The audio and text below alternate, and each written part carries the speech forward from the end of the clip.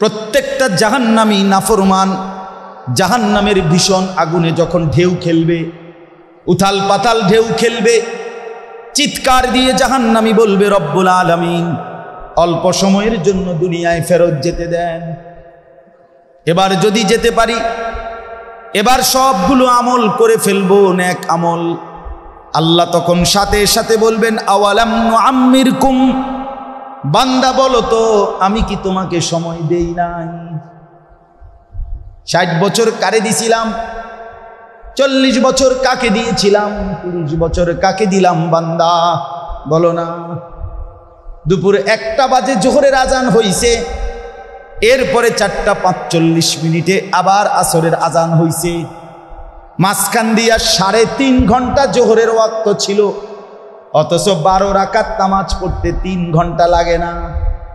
লাগে কি? তাইলে আমি কি সময় দেই নাই? ফজরের 4 রাকাত নামাজ পড়তে তো লাগতো 4-5-10 মিনিট, আমি তো ওয়াক্ত দিয়ে রাখছিলাম 1 ঘন্টার চাইতে বেশি, আমি কি সময় দেই না? হ্যাঁ বলেন, কেন ফজরের নামাজ পড়লেন না? এই মুসলমান, কেন ফজরের নামাজ পড়লেন না? ওই নাফরমান, তোমরা যারা ফজরের নামাজ পড়ো না, আরে রাসূলুল্লাহ সাল্লাল্লাহু আলাইহি সাল্লাম বলছে যে ফজরের নামাজ পড়ে না এটা খবিস, খবিস, খবিস বেটা, তুই খবিস বেটা, খবিস বেটা, তুই খবিস বেটা, তুই। নবী বলছে খবিস, এটা রাসূলুল্লাহ বলছে এটা খবিস যে ফজরের নামাজ পড়ে। নবীজির জামানায় মুনাফিক হিসাবে নবী যাকে সন্দেহ করতেন তাকে ফজরের নামাজে তালাশ করতেন। কসম খোদার, ফজরের নামাজের অনুপস্থিতি দেখে নবী বুঝতেন এটা মুনাফিক। সাহাবীরা বলতেন আমরা রাসূলের জামানায় মুনাফিক চিনতাম ফজরের অনুপস্থিতিতে। কোন নামাজ? কোন নামাজ? ফজর। ফজর ওটা পাউডার মারে, হ্যাঁ ওটা পাউডার দেয়, ফেয়ার অ্যান্ড লাভলি দেয়, বডি স্প্রে মারে, হ্যাঁ নিচে মুতের গন্ধ, প্যান্টে মুতটা পানি লয় না, উপরে পাউডারের গন্ধ, স্বাদে গন্ধে অতুলনীয়, বাহ অসাধারণ পারফিউম, দুইটা মিললে একটা অসাধারণ ফ্লেভার। রাসূলুল্লাহ সাল্লাল্লাহু আলাইহি সাল্লাম বলেন যে ফজরের নামাজ পড়ে না, যাকা রাজুলুন বালা শাইতানু ফি উদুনাইহি, নবীজি বলেন যে ফজরের নামাজ পড়ে না শয়তান তার 2 কানে মুত্তা দেয়। কসম খোদার, এটা হাদিস, আমি এক শব্দ বানায় বলি না। আপনি আমার লগে রাগ হইবারও সুযোগ নেই।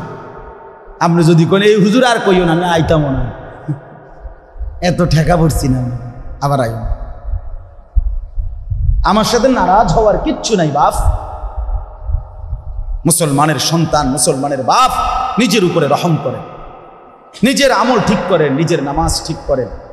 খোদার কসম আল্লাহ বলছেন, বান্দা নিজের উপরে আমার দেওয়া এই সময়গুলোতে গুনার নাফরমানি করে জুলুম করো না, আমি বান্দা ছাড়বো না।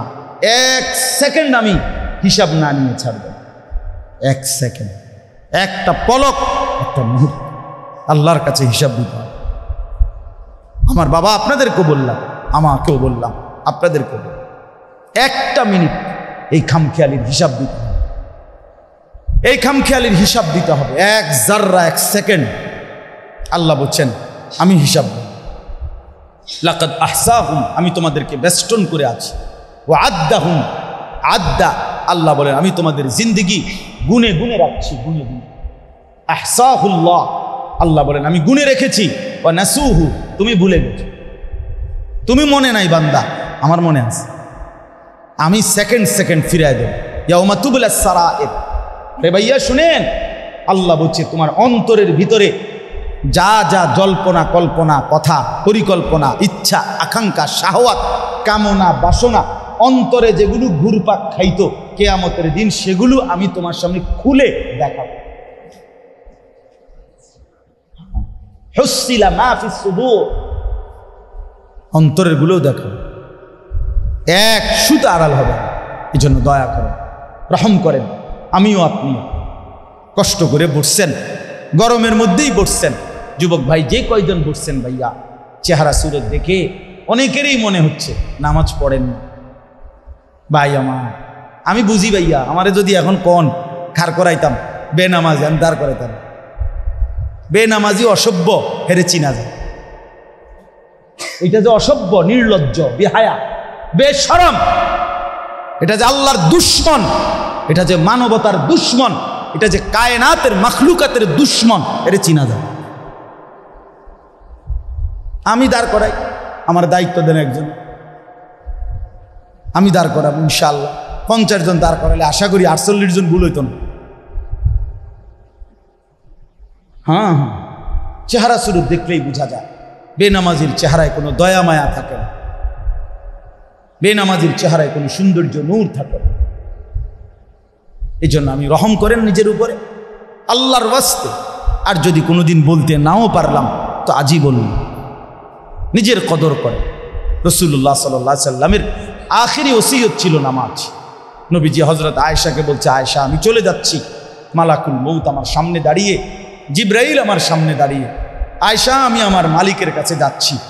যাওয়ার আগে বললাম আমার উম্মতকে বইল শেষবারের মতো আসসালাত আসসালাত, আমার উম্মত যেন নামাজ ঠিক করে। কেন নামাজ পড়বেন না? কেন নামাজ পড়বেন? এই 10ই মুহররম আগামীকাল আশুরা, কারবালার প্রান্তরে ইমাম হুসাইন রাদিয়াল্লাহু তাআলা আনহু যখন ওনার 71 জন আহলে বাইত শহীদ হয়ে গেছে, একাকী যখন তিনি ময়দানের শেষ যুদ্ধের জন্য নামছে, আমরা কিতাবে পড়ছি এই মুহররমের 10 তারিখেই ইমাম হুসাইন রাদিয়াল্লাহু তাআলা আনহু যখন ময়দানে একা দাঁড়াইছে, যুদ্ধ শুরু করছে, তখন জোহরের ওয়াক্ত হয়েছে। ইমাম হুসাইন বলছে প্রতিপক্ষকে, তোমরা আমারে জোহরের নামাজ পড়বার সুযোগ দাও, এরপরে আবার যুদ্ধ হবে। ওই পাশ থেকে শিমার জিল জাউশান, ইমাম হুসাইন রাদিয়াল্লাহু তাআলা হত্যাকারীদের অন্যতম একজন, শিমার, যাকে আপনারা জানেন নাম, তার পুরা নাম হলো শিমার জিল জাউশান, এই নাফরমান ওই পাশ থেকে বলছে, হুসাইন তোকে জোহরের নামাজ পড়তে দেয়া হবে না, তার আগেই তোর গর্দান, তোর দেহ থেকে আলাদা করে ফেলা হবে।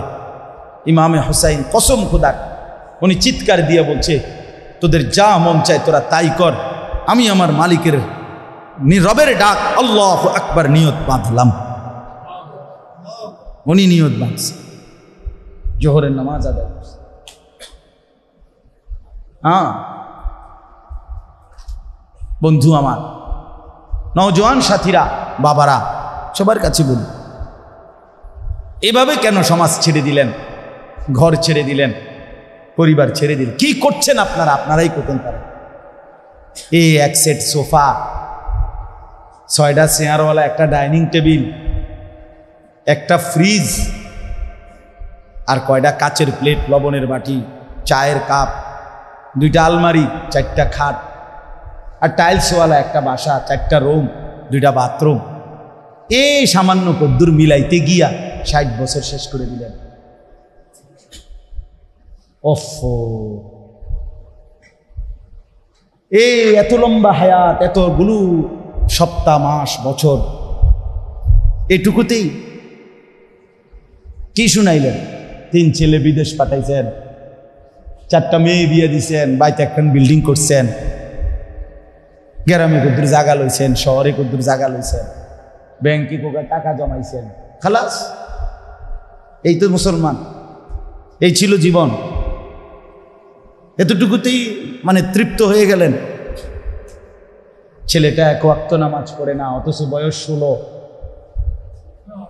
মেয়েটার বয়স 15, 14, একদিনও পর্দা করে না। আপনার ঘর থেকে রঙে রসে সাইজা, টাইট কাপড় পইরা, অসভ্য, নির্লজ্জা, বেহায়া মেয়ে প্রতিদিন বের হয়। আপনি বোঝেন না কারে দেখাইতে বের হয়? আপনার চোখে কোনো শরম নাই? আপনি এই মেয়েটার বাপ না? আপনি এই মহিলার স্বামী না? আপনি এত বেশরম কেমনে হইলেন? আপনি বাইচা রইলেন কেমনে? রাসূলুল্লাহ সাল্লাল্লাহু আলাইহি ওয়াসাল্লাম বলেন, কসম আল্লাহর, এটা হাদিস, যেই পুরুষ তার স্ত্রী সন্তানের জন্য অশ্লীলতা, বেহায়াপনা, নাফরমানি, বেপরদিগি পছন্দ করে, মেনে নেয়, স্বীকৃতি দেয়, আল্লাযী ইউকিররু আহলাহু আল খুবুস, নবীজি বলেন সেই পুরুষ দাইয়ুস। আর আল্লাহর নবী বলছেন দাইয়ুসের জন্য জান্নাত হারাম। দাইয়ুসের জন্য জান্নাত হারাম। এই জন্য ছেলেদেরকে বলি, ভাইয়া নষ্ট হয়েও না, আমার নওজোয়ান ভাইয়া নিজেরে বরবাদ করো, এত বেডির দরকার নেই, ফাঁকতা না, কোনো দরকার নেই, শুধু শুধু এতটি বেডি লইয়া কোনো কাম হইতো না, সারা দিন সারা রাত মোবাইলে বেডির ছবি দেখো না, এত বেডি বেড হইতে লাগে না, এত নারী দরকার নেই। জীবন মানে শুধু নারী না, পৃথিবীতে আসার উদ্দেশ্য শুধুই নারী না। এক মহিলার ছবি, মহিলার সাথে প্রেম, এক নারীর দিকে নিয়ে সারা দিন রাত নারে দোস্ত। মানুষ এত মাতাল হওয়ার কথা না, এত পাগল, এত তার সিরা মানুষ হয়। নারী তো প্রয়োজন মানুষের মধ্যে ক্ষুধার চাহিদা এটা কে দিছে? তো পূরণের ব্যবস্থা আল্লাহ রাখছে। মানুষের মধ্যে পানির তৃষ্ণা এটা কে দিছেন? তো এটা পূরণের ব্যবস্থাও কে রাখছেন? মানুষের লজ্জাস্থানের চাহিদা, শাহওয়াত, এটা আল্লাহর দেওয়া। কার দেওয়া? তো এটা পূরণের হালাল পবিত্র ব্যবস্থাও আল্লাহ রেখেছেন কিনা বলে। তো তাইলে আর সমস্যা কি? এর জন্য এরকম কুত্তার মতো হয়ে যাওয়ার অর্থটা কি বেটা? 24 ঘন্টা নারী, ছবি, নর্তকী, নাচ, গান, জিনা, ব্যভিচার, অশ্লীল দৃশ্য আর মেয়ের পিছনে পড়ে থাকার মধ্যে সার্থকতাটা কি বেটা? এমন সুন্দর যৌবন, 16, 17, 18, 20 বছরের এমন সুস্থ সবল শরীর দেহটাকে বাপ কেমনে নষ্ট করে দিলা? কেমনে নষ্ট করে দিল? ওফ, আমি বুঝি না এটা কি হায়াত নষ্ট করে দিল, কি চমৎকার জিন্দেগিটা শেষ করে দিল। হায় হায়, আল্লাহ আমাদেরকে মাফ করে দেন। যে ভাইরা উদ্যোগ নিছেন আল ইসলাহ পাঠাগার, মাশাআল্লাহ, সংশোধন, আগে ফিকির করবেন।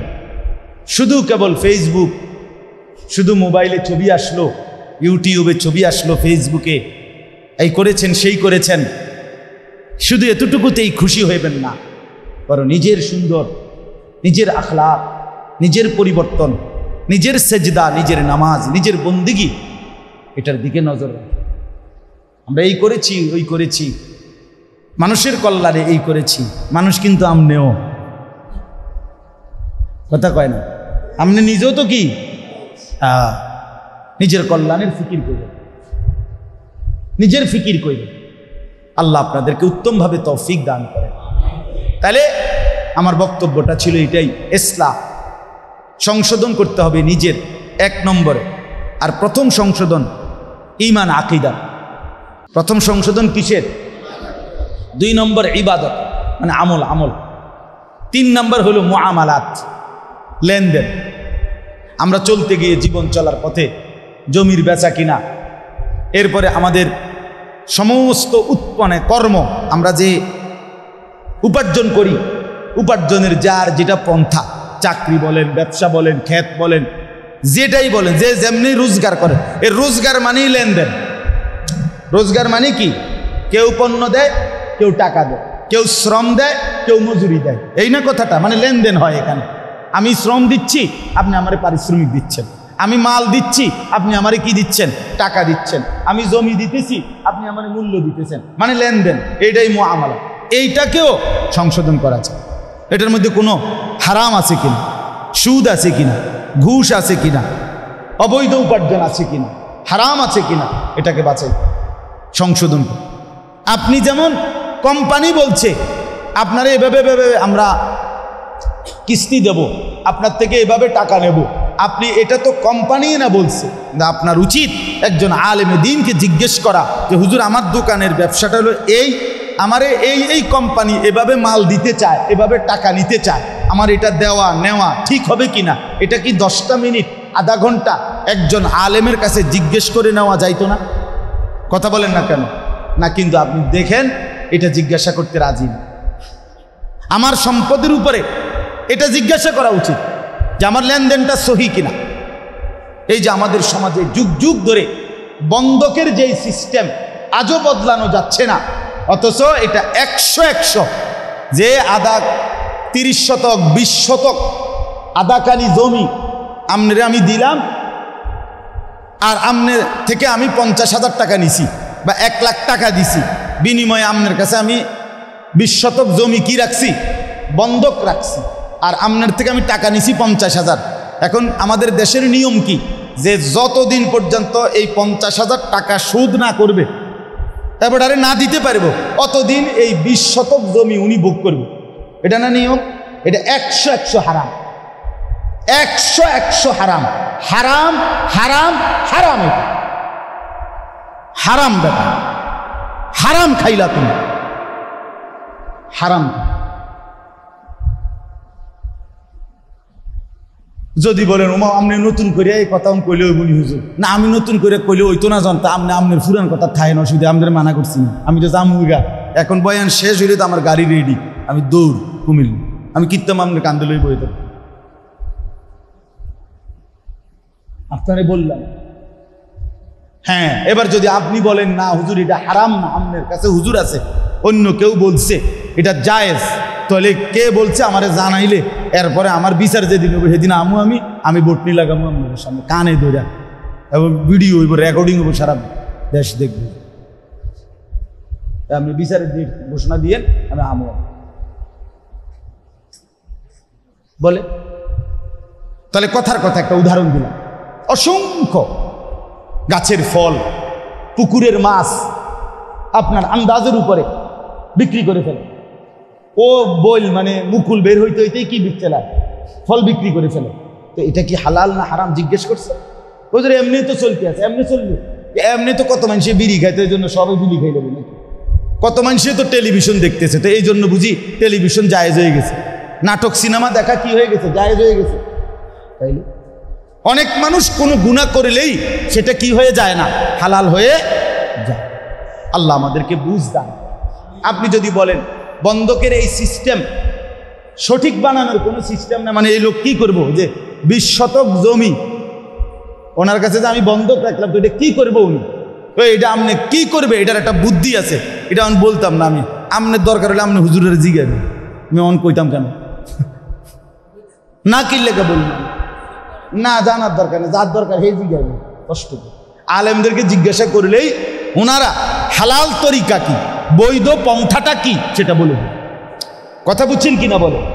প্রত্যেক পন্থারই বিকল্প হালাল পন্থা আছে, আছে কিনা বলেন না কেন? মদের বিকল্প মধু আছে, বুঝেন না?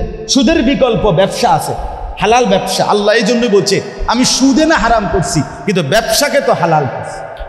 তাহলে বিকল্প হালাল পদ্ধতি আছে কিনা বলেন? আচ্ছা, আপনি জেনে নিবেন। 3 নাম্বার। 4 নাম্বার হলো মুআশারাত, আচরণ, পারস্পরিক আচরণ। মা বাবা, স্ত্রী, সন্তান, ভাই বোন, চাচা মামা, ফুফা খালু, প্রতিবেশী, আত্মীয় স্বজন, বন্ধু বান্ধব, চলার পথের পথিক, মুসাফির, এতিম, গরিব, ফকির, মিসকিন, অসহায়, এই সমাজের আমাকে বাদ দিয়ে যত মানুষ, কার সাথে আমার আচরণ কি হবে এটা জানা, এটা ঠিক করা, এইটাও আমার সংশোধনের অংশ। কথা বুঝছেন?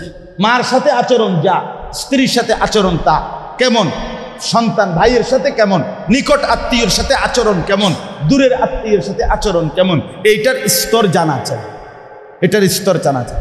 মাকে প্রাধান্য দিয়ে স্ত্রীকে জুলুম না করা, স্ত্রীকে প্রাধান্য দিয়ে মার উপরে জুলুম না করা, প্রত্যেককে তার হক আদায় করা।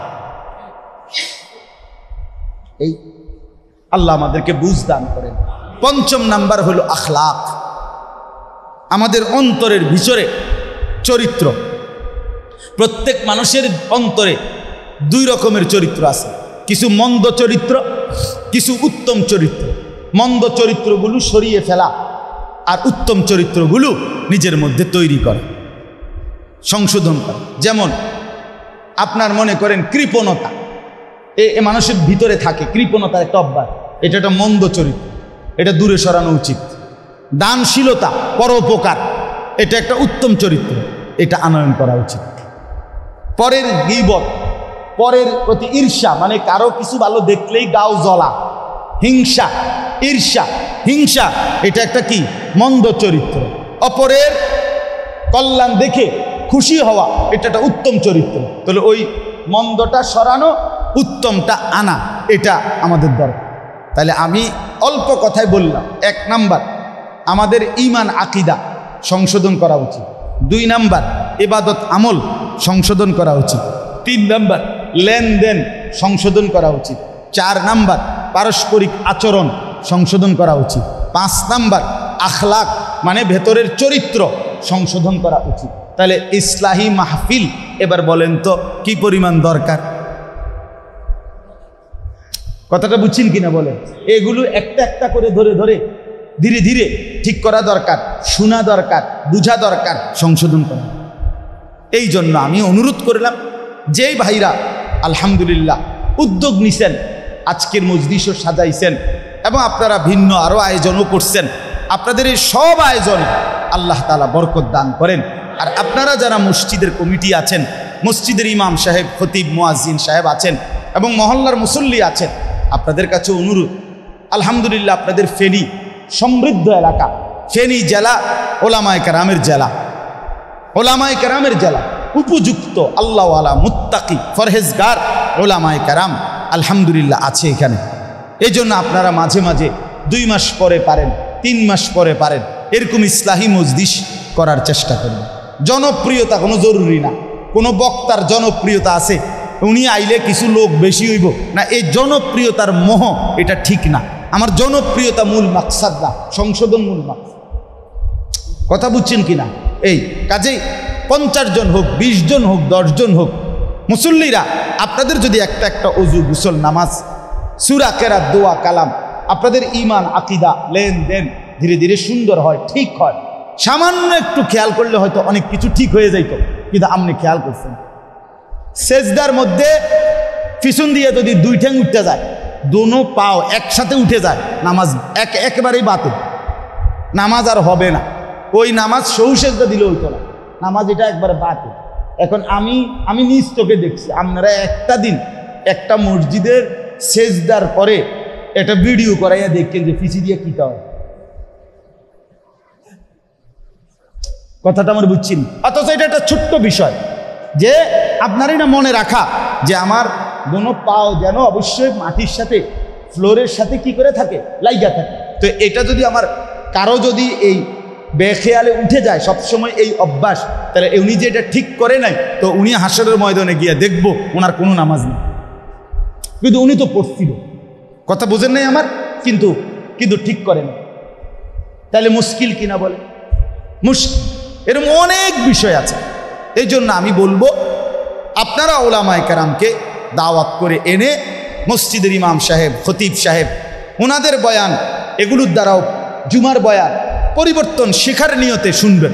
জুমার নামাজের বয়ান 52 সপ্তাহ জুমার বয়ান হয় 1 বছরে, মানুষের সংশোধনের জন্য যথেষ্ট। কিন্তু সামনের 2 কাতারের মুরব্বী, মাঝ বয়সী ইমাম সাহেবের ওয়াজ শুরু জুমার দিন, এবার জুরানি শুরু, মানে বর্ষি দিয়া মাছ ধরে, বর্ষি দিয়া মাছ ধরে যেমনি এমনি ঠোকর মারে, এই রুমে বেড়া বয়ে বয়ে মাছ ধরে। ইমাম সাহেবের জুরানি মানে বয়ান শেষ, ওনার জুরানি শেষ।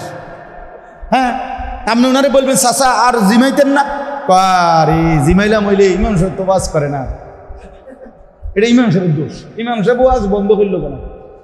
এই জন্য চাচার জুরানি বন্ধ হয়ে গেছে। আর পিছনের ছেলেরা এই ঠেলা ঠেলি, ধাক্কা ধাক্কি, রসিকতা, মোবাইল অথবা দুষ্টমি, ফালতু কথা। আহা, তাহলে পিছনের এই নওজোয়ান, এদেরও এই আল্লাহর কথার থেকে কিছু দরকার নাই, সামনের এই জিমাইন্না গলার কাছেও দরকার নেই। তো আল্লাহর কথা শুনবে কে, শিখবে কে, জীবন সাজাবে কে? যদি বলেন সবাই, আমি বলি না, সবাই না রে বাপ। সবাই যদি এই সমাজে পচে যেত, নষ্ট হয়ে যেত, তো আসমান, সূর্য আর চন্দ্র আর উঠত না। কিছু ভালো মানুষ, কিছু নেককার, কিছু চরিত্রবান, কিছু দিনদার, কিছু আল্লাহওয়ালা, কিছু তাহাজ্জুদ গুজার, কিছু সেজদাওয়ালা, কোরআন পড়নেওয়ালা আছে বলেই তো সূর্য উঠে, চাঁদ উঠে, রাত আর দিন আসে, আল্লাহর দয়া হয়। সিটার বাটপার, সুদকুর, ঘুষকুর, হারামখোর, মদকুর, নেশাখোর, জুয়ারি তাদের জন্য সূর্য চন্দ্র ওঠে না, আল্লাহকে যারা সেজদা করে তাদের কারণে ওঠে। অতএব দয়া করে, মেহেরবানি করে হায়াত কাজে লাগান, সময় কাজে লাগান, জিন্দিগি কাজে লাগান। আমি শুধু আয়াতের তরজমাটা বলি, এটাই কথা। ইন্না ইদ্দাতাশ শুহুরি ইনদাল্লাহি 12 শাহরান, আল্লাহ বলেন ফি কিতাবিল্লাহি ইয়াউমা খালাকাস সামাওয়াতি ওয়াল আরদ, আল্লাহ বলেন আসমান জমিন সৃষ্টির আগেই লৌহে মাহফুজে আমি আমার কুল কায়নাতের তাকদীর যখন লেখাইছি, সেই সময় আমি আল্লাহ এই পৃথিবীর জন্য সিদ্ধান্ত নিয়ে রাখছি এই পৃথিবীতে মাস হবে 12টি। মাস হবে কয়টি? 12।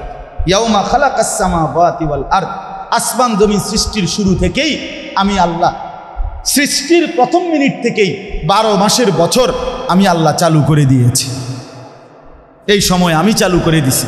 এই যে 12 মাস, এই যে সপ্তাহ, এই যে দিন, এই যে রাত, এই যে সকাল দুপুর বিকাল, প্রথমেরটারে কয় সকাল, এরপরে হইলে কয় দুপুর, এরপরে হইলে বিকাল, এগুলো তো আপনার জাতিসংঘের ফয়সালা, ঠিক না? এটা জাতিসংঘের সিদ্ধান্ত তো, মানে প্রথমে সকাল, এরপরে দুপুর, এরপরে বিকাল, নাকি? কথা বলেন না কেন? 7 দিনের সপ্তাহ, 12 মাসে বছর, এগুলো আমেরিকার সিদ্ধান্ত। আল্লাহ বলেন এটা আমার ফয়সালা। সময়, এই প্রতিটা সময়, ঘন্টা, মিনিট, সেকেন্ড, মাস, বছর, সপ্তাহ, দিন, মুহূর্ত, এক বিন্দু, আল্লাহ বলেন এটা আমার সিদ্ধান্ত, আমার সিদ্ধান্ত। মিনহা আরবাআতুন হুরুম, আল্লাহ বলেন এই 12টি মাসের মধ্যে 4টি মাস সম্মানিত, সবচেয়ে বেশি। এই 4টি সম্মানিত মাসের মধ্যে একটা হলো এই মুহররম, জিলকদ, জিলহজ, মুহররম, রজব। এর মধ্যে এখন যে মাস, আগামীকাল 10ই মুহররম। আল্লাহর সৃষ্টির মধ্যে যে কয়টা সম্মানিত দিন, তার মধ্যে অন্যতম একটি দামি, সম্মানিত, পবিত্র একটি দিন আগামী 10ই মুহররম, আশুরা যেটাকে বলে। রাসূলুল্লাহ সাল্লাল্লাহু আলাইহি সাল্লাম বলেন এই আশুরার দিন যে ব্যক্তি রোজা রাখবে, আল্লাহর নবী বলেন আমি আশা করি আমার আল্লাহ তার পিছনের 1 বছরের গুনাহ মাফ করে দেবেন। এই জন্য নবী সাল্লাল্লাহু আলাইহি সাল্লামের আমল ছিল বাপ, নবীজি সাল্লাল্লাহু আলাইহি সাল্লাম আশুরার রোজা রাখতেন, সাহাবায়ে কেরামকে রাখতে বলতেন, এবং ইন্তেকালের আগের বছর বলছিলেন যে আমি 10 তারিখের সাথে 9 তারিখও একটি রোজা মিলাইয়া রাখবো, মানে 2 দিন। আলহামদুলিল্লাহ, এই জন্য 9 এবং 10, অথবা কেউ ইচ্ছে করলে 10 এবং 11, এই 2 দিন নফল রোজা রাখলে অনেক সওয়াব পাইবেন। নবীজি বলছেন রমজানের পরে বাকি 11 মাসের মধ্যে সবচেয়ে শ্রেষ্ঠ নফল রোজা হলো এই মুহররমের রোজা। আফদালুস সিয়ামি বাদা রমাদান শাহরুল্লাহিল মুহাররম। আলহামদুলিল্লাহ, আমরাও চেষ্টা করছি। আমি রোজা ছিলাম, ইফতার করছি দেখেই একটু দেরি যাই, নাই তো আমি জাস্ট টাইমে আসতে পারতাম। তো এই জন্য আপনাদের কাছে অনুরোধ করলাম, যারা আজকে রাখছেন কালকে আরেকটা রাখবেন ইনশাআল্লাহ। যারা পারেন নাই, যারা চেষ্টা করেন কালকে বুধবার, তারপরের দিন বৃহস্পতিবার, এই 2 দিনের 2টা রোজা রাখতে অনেক বড় সওয়াব পাবেন। স্ত্রী, সন্তান, ঘর পরিবারের মা বোনদের কাছেও বলবেন। সর্বশেষ কথা হলো যালিকা দ্বীনুল কাইয়্যিম, আল্লাহ বলেন এই মাস, বছর, ঘন্টা, মিনিট, সেকেন্ড এবং সম্মানিত 4টি মাস, এই সব কিছুই আমি আল্লাহর অকাট্য বিধান। অতএব তুমি রাতকে ডবল একসাথে আনতে পারতা না, দিন ডবল একসাথে আনতে পারতা না, তুমি কোনো ঘন্টা আটকাইতে পারতা না, তুমি কোনো মিনিট থামাইতে পারতা। পারবেন? আল্লাহ চাইলে পারবেন, আর কেউ পারবে। আল্লাহ কোরআনে বলছে আমি যদি রাত টেনে লম্বা করে কিয়ামত পর্যন্ত রাত বানিয়ে রাখি, কুল আরাআইতুম ইন জাআলাল্লাহু আলাইকুমুল লাইলা সারমাদান ইলা ইয়াউমিল কিয়ামা মান ইলাহুন গায়রুল্লাহ ইয়াতিকুম বিদিয়াইন, কে আছে আমি আল্লাহ ছাড়া আগামী কালকের ভোর এনে দিন? বলেন তো, আছে কি কেউ? আছে কেউ? বলেন বাপ। অতএব আল্লাহ বলছেন এটা আমার অকাট্য বিধান। রাত্র আমি আনি, দিন আমি আনি, বছর আমি আনি, মাস আমার, আমার বাপ। এই শেষ কথাটা শুনেন, আল্লাহ কোরআনে বড় আমাদেরকে আদেশ করছেন, ফালা তাজলিমু ফীহিন্না আনফুসাকুম, অতএব আমার বান্দা, যেহেতু তুমি বুঝেছ যে মাস, বছর, সম্মানিত মাস অথবা ঘন্টা, মিনিট, সেকেন্ড, সময় সবটাই আমি আল্লাহর, অতএব আমার সময়ে, আমার দেওয়া সময়ে, আমার দেওয়া হায়াতে তুমি নিজের উপরে গুনাহ করে জুলুম করো না, আমার সময় এভাবে নষ্ট করো না। এই জন্য যুবক ভাই, এই ঘন্টাগুলো, মিনিটগুলো, এই সপ্তাহ, শনিবার, রবিবার, সোমবার, মঙ্গলবার, দোস্ত আমার, বন্ধু আমার, এর একটাও আমারও না, তোমারও না, তোমার বাপেরও না, আল্লাহ। খোদার কসম আল্লাহ বলছেন, বান্দা নিজের উপরে আমার দেওয়া এই সময়গুলোতে গুনার নাফরমানি করে জুলুম করো না, আমি বান্দা ছাড়বো না, এক সেকেন্ড আমি হিসাব না নিয়ে ছাড়বো, এক সেকেন্ড, একটা পলক, একটা মুহূর্ত আল্লাহর কাছে হিসাব দিতে হবে। আমার বাবা আপনাদেরকেও বললাম, আমাকেও বললাম, আপনাদেরকেও বললাম, একটা মিনিট এই খামখেয়ালির হিসাব দিতে হবে, এই খামখেয়ালির হিসাব দিতে হবে, এক জাররা, এক সেকেন্ড। আল্লাহ বলছেন আমি হিসাব দেব, লাকাদ আহসাহুম, আমি তোমাদেরকে বেষ্টন করে আছি, ওয়া আদ্দাহুম আদ্দা, আল্লাহ বলেন আমি তোমাদের জিন্দেগি গুনে গুনে রাখছি, গুনে গুনে। আহসাহুল্লাহ, আল্লাহ বলেন আমি গুনে রেখেছি, ওয়া নাসুহু, তুমি ভুলে গেছো, তুমি মনে নাই বান্দা, আমার মনে আছে, আমি সেকেন্ড সেকেন্ড ফিরাই দেব। ইয়াউমা তুবলাস সারায়ের, রে ভাইয়া শুনেন, আল্লাহ বলছে তোমার অন্তরের ভিতরে যা যা জল্পনা, কল্পনা, কথা, পরিকল্পনা, ইচ্ছা, আকাঙ্ক্ষা, শাহওয়াত, কামনা, বাসনা, অন্তরে যেগুলো ঘুরপাক খাইতো কিয়ামতের দিন, সেগুলো আমি তোমার সামনে খুলে দেখাবো। হুসিলা মা ফিস সুদূর, অন্তরের গুলোও দেখাবো, এক সুতা আড়াল হবে। এই জন্য দয়া করেন, রহম করেন, আমিও আপনিও কষ্ট করে বসছেন, গরমের মধ্যেই বসছেন। যুবক ভাই যে কয়জন বসছেন ভাইয়া, চেহারা সুরত দেখে অনেকেরই মনে হচ্ছে নামাজ পড়েন ভাই। আমি বুঝি ভাইয়া, আমারে যদি এখন কোন খার করাইতাম বেনামাজি, আমি দাঁড় করাইতাম। বেনামাজি অসভ্য হেরে চিনা যায়, এটা যে অসভ্য, নির্লজ্জ, বেহায়া, বেশরম, এটা যে আল্লাহর দুশ্মন, এটা যে মানবতার দুশ্মন, এটা যে কায়নাতের মাখলুকাতের দুশ্মন, এটা চিনা যায়। আমি দাঁড় করাই, আমার দায়িত্ব দেন একজন, আমি দাঁড় করাবো ইনশাআল্লাহ। 50 জন দাঁড় করালে আশা করি 48 জন ভুল হইত না। হ্যাঁ হ্যাঁ, চেহারা শুরু দেখলেই বোঝা যায় বেনামাজির চেহারায় কোনো দয়া মায়া থাকে না, বেনামাজির চেহারায় কোনো সৌন্দর্য, নূর থাকে না। এই জন্য আমি রহম করেন নিজের উপরে, আল্লাহর ওয়াস্তে। আর যদি কোনোদিন বলতে নাও পারলাম তো আজই বললাম, নিজের কদর করে। রাসূলুল্লাহ সাল্লাল্লাহু আলাইহি সাল্লামের আখিরি ওসিয়ত ছিল নামাজ। নবীজি হযরত আয়েশাকে বলছে, আয়েশা আমি চলে যাচ্ছি, মালাকুল মউত আমার সামনে দাঁড়িয়ে, জিবরাইল আমার সামনে দাঁড়িয়ে, আয়েশা আমি আমার মালিকের কাছে যাচ্ছি। যাওয়ার আগে বললাম আমার উম্মতকে বইল শেষবারের মতো, আসসালাত আসসালাত, আমার উম্মত যেন নামাজ ঠিক করে, নামাজ ঠিক রাখে। হযরত ওমর রাদিয়াল্লাহু তাআলা আনহুকে ফজরের নামাজের সময় ইমামতি অবস্থায় প্রথম রাকাতে এক কাফের ছদ্মবেশী ছুরি দিয়ে ঘাই দিছিল 7-8টা। হযরত ওমর ইমামতি করতেছিলেন, তখন উনি সরে গিয়ে রক্তে উনার এই কোমরের পাশে ভাইসা গেছে।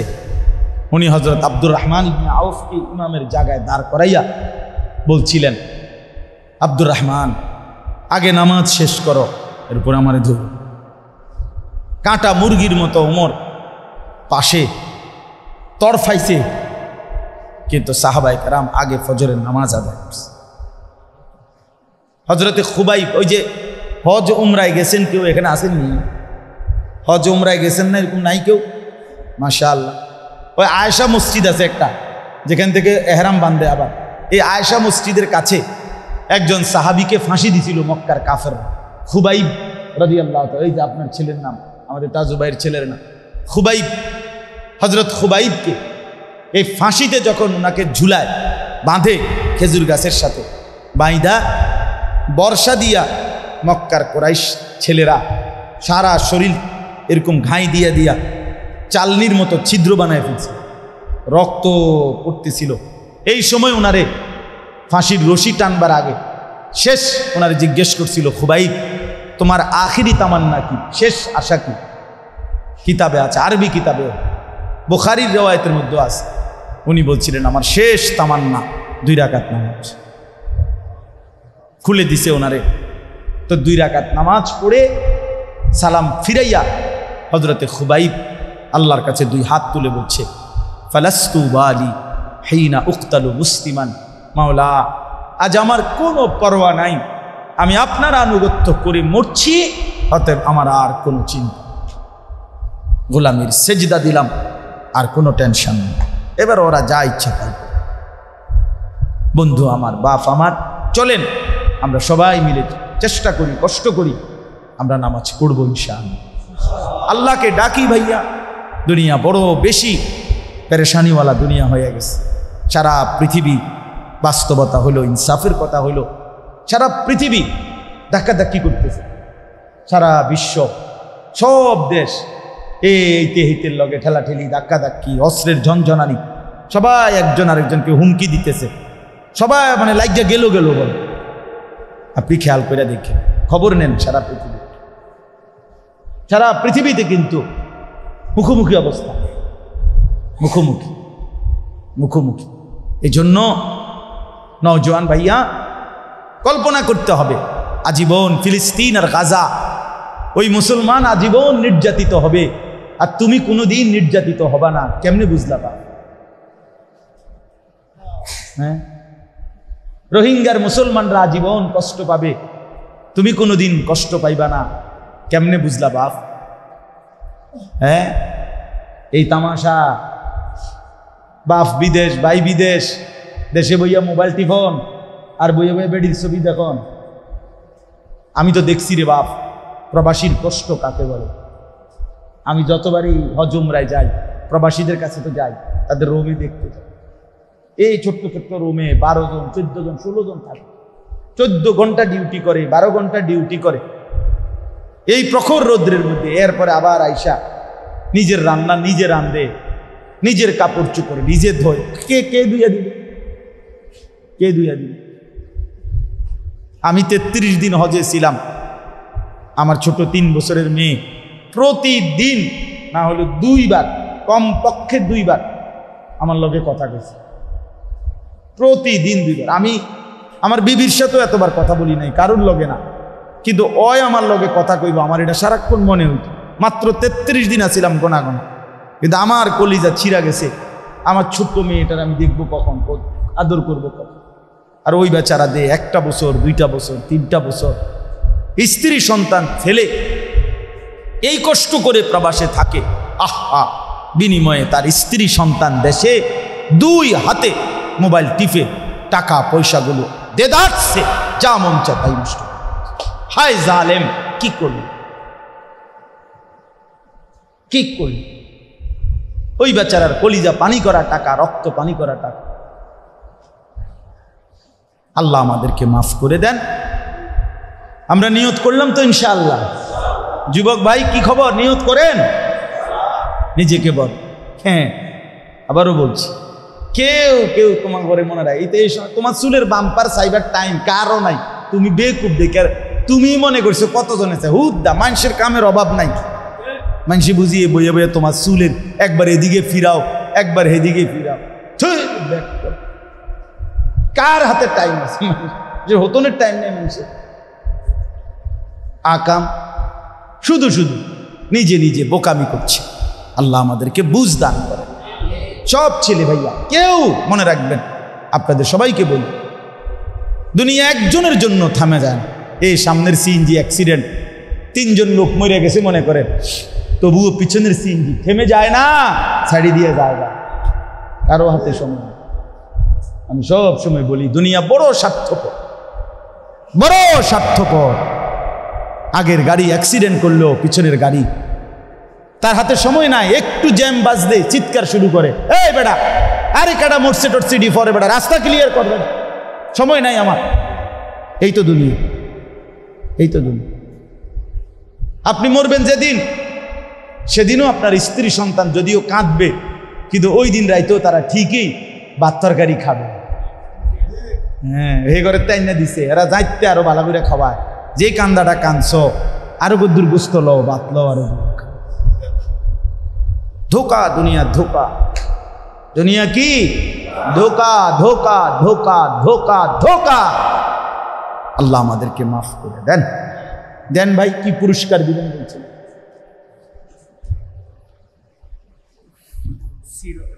হ্যাঁ দেন, বলে।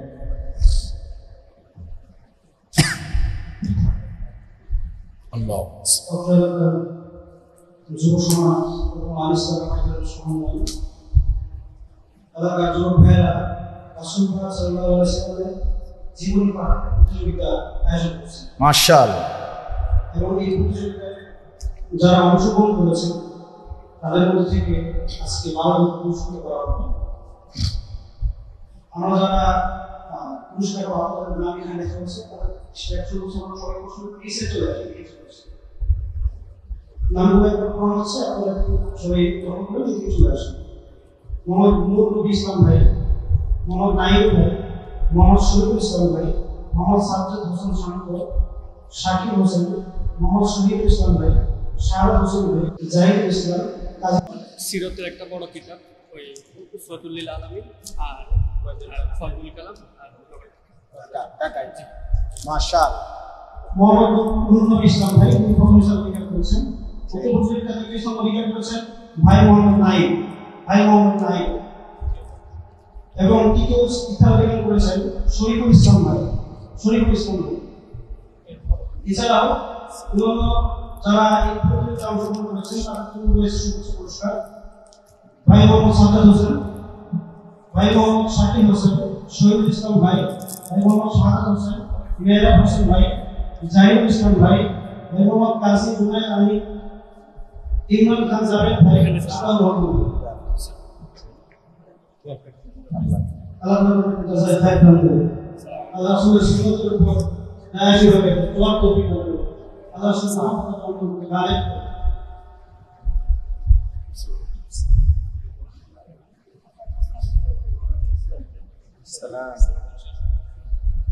মাশাআল্লাহ।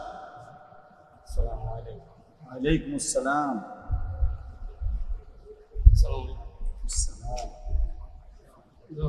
আল্লাহ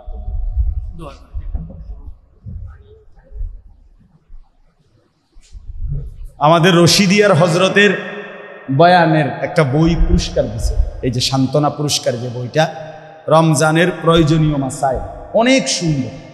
আমরা নিজেরাও ব্যক্তিগতভাবে এই বইটা পড়ি, হজরতের এই বইটা। ফেনী জামিয়া রশিদিয়ার হজরত, বাংলাদেশের কত বড় রত্ন, ফেনীবাসীর কত বড় গর্ব। এখন যে দূর বুঝছেন, মরলে আরো বেশি বুঝবেন। আল্লাহ পাক তাকে কি পরিমাণ দ্বীনের খেদমত আল্লাহ তাআলা ওনার দ্বারা নিচ্ছেন। আলহামদুলিল্লাহ। আল্লাহ তাআলা হযরতকে হায়াতে তয়্যিবা আফিয়া দান করেন। আলহামদুলিল্লাহি রাব্বিল আলামিন।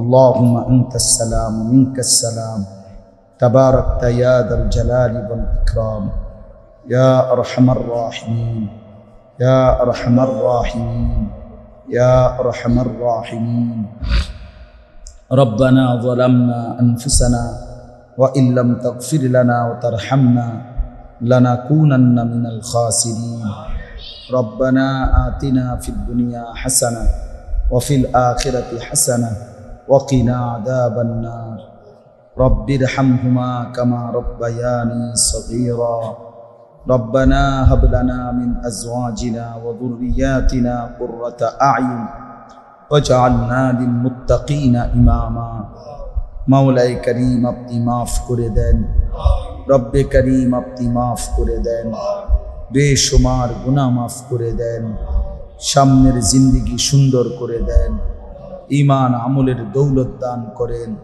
তাকওয়া তহারতের জিন্দেগি দান করেন ইজ্জত আফিয়ত দান করেন আল্লাহ জীবনটা কাজে লাগাবার তৌফিক দান করেন পেছনের জিন্দিগি খুব বেশি অন্ধকার মাওলা, সামনের জিন্দিগি আলোকিত করে দেন, নেক আমলের তৌফিক দান করেন, ঈমান আমল সুন্দর করার তৌফিক দান করেন।